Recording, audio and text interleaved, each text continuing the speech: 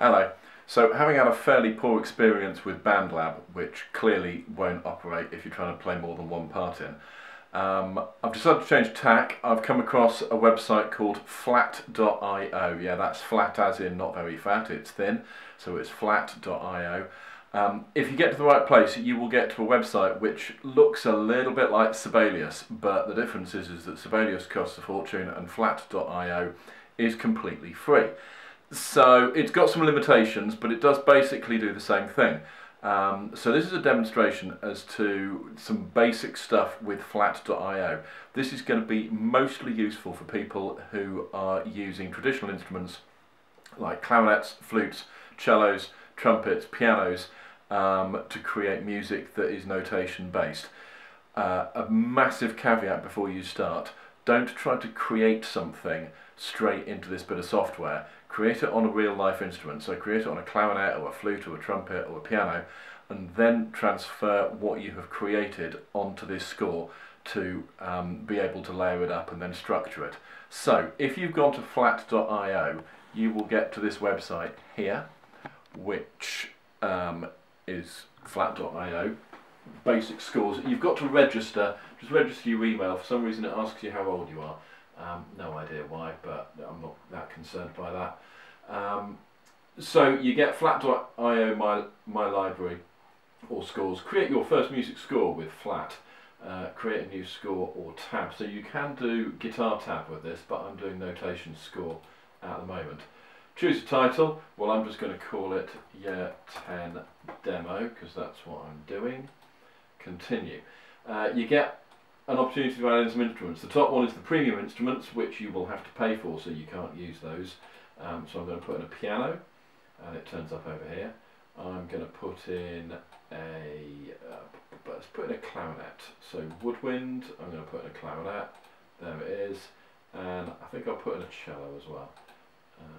So there's my cello. So the three instruments have turned up over here. I can probably move the clarinet upwards because that's a melody instrument, piano is an accompanying instrument, cello is an accompanying instrument of a bass clef variety. Create a score, and it turns up looking like that, one whole exciting bar of nothingness. It has assumed that the piano is in C major, so it's given it no sharps or flats, and that's fine. You can be in C if you want, or you can change key. We'll deal with that later. The cello is in the same key as the piano. Why is the clarinet in a different key? Because the clarinet is a transposing instrument.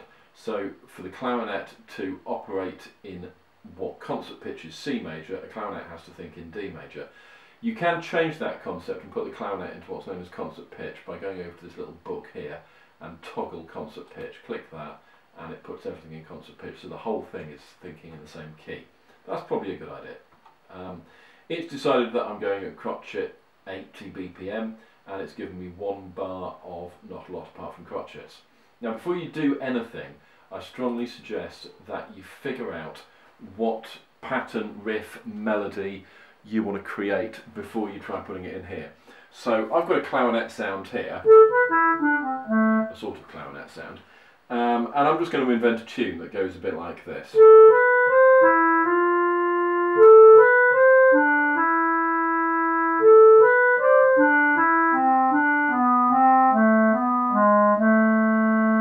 Now, I just did that off the top of my head.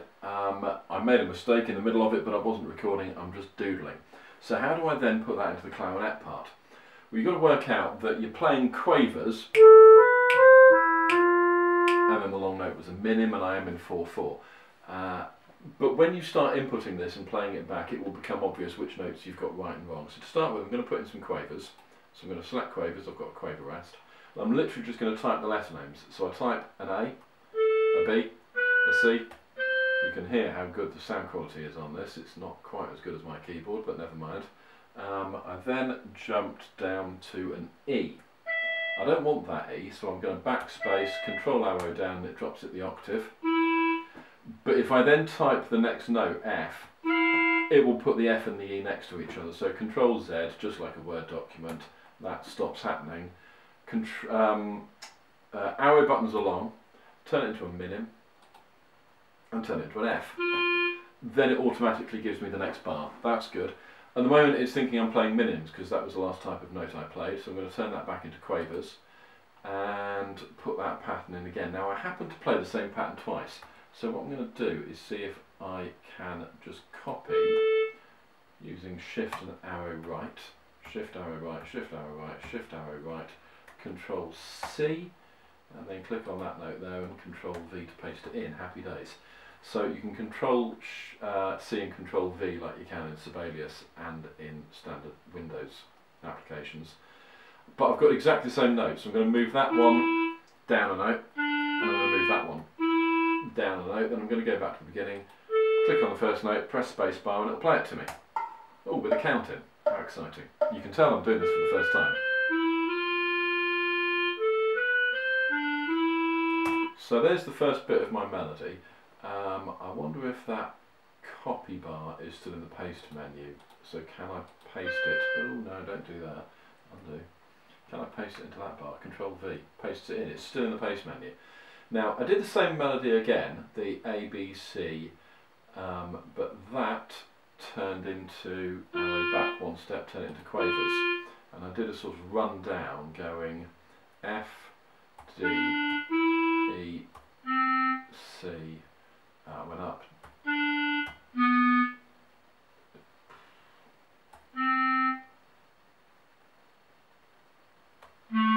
I think I'll have a minim as an imperfect cadence.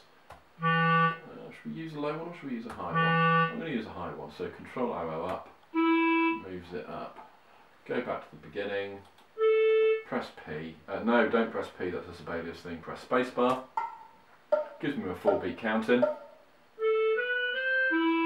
You get a song marker to show you where you are, you get awful sounds, but it's telling you basically what you're creating.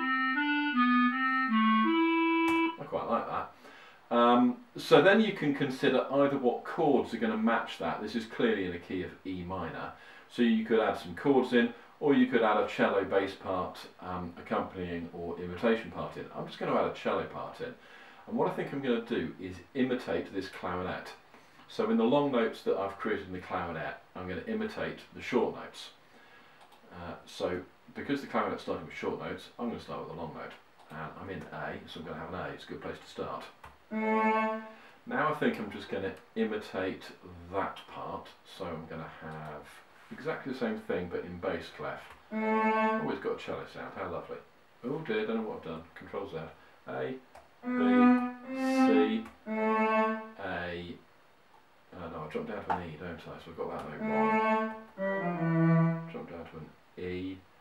It's probably going to sound horrible, but never mind. Next note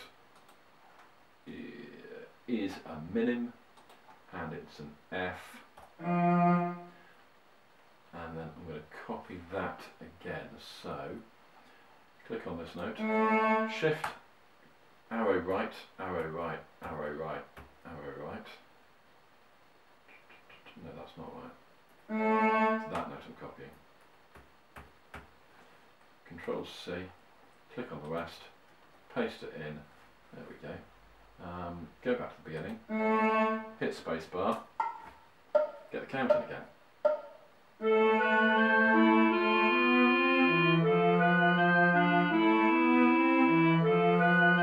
That's quite nice, isn't it?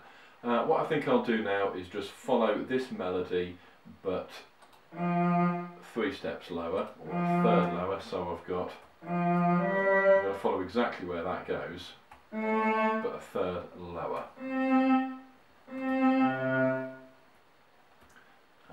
So a third below an F is a D, and so on. Let's see what that's sounding like. No, P doesn't work, it's not Sibelius.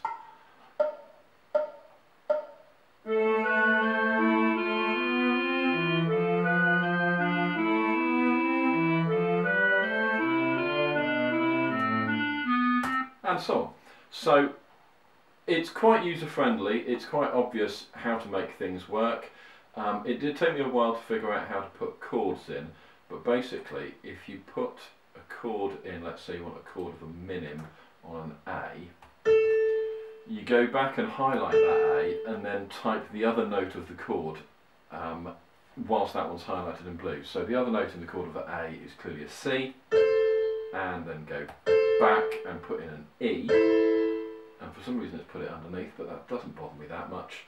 And then down here we're going to put the root of the chord, there's an A, let's have it an octave lower, and this chord, because it's got an F and an A, that's going to look like an F chord, so we're going to have an F, we're going to arrow back to make it highlighted, and an F chord has an F, and an A, and a C, and again it's put it in a strange inversion, but that doesn't bother me that much. I'm going to put an F down there, but it put it in as crotchet and I really want it as a midim. So I've now got a couple of chords and I've got an imitating melody. Click on the first note, press spacebar to play, and it gives me a counting again. That's quite nice, isn't it? So inputting notes using this bit of software, if you are using a clarinet or a piano or a saxophone or a trumpet or a flute or a cello or any instrument that tends to read notation, and you are basing it in a very broad spectrum classical music, I say classical music as in music that normally gets notated like this, this is a very good replacement for Sibelius for now. So go on to flat.io and just start inputting stuff, but before you go on, get an instrument and figure out some melodic patterns or some chord patterns first, or some arpeggio patterns, so that you've got an idea as to what you want to create before you make it. Have fun.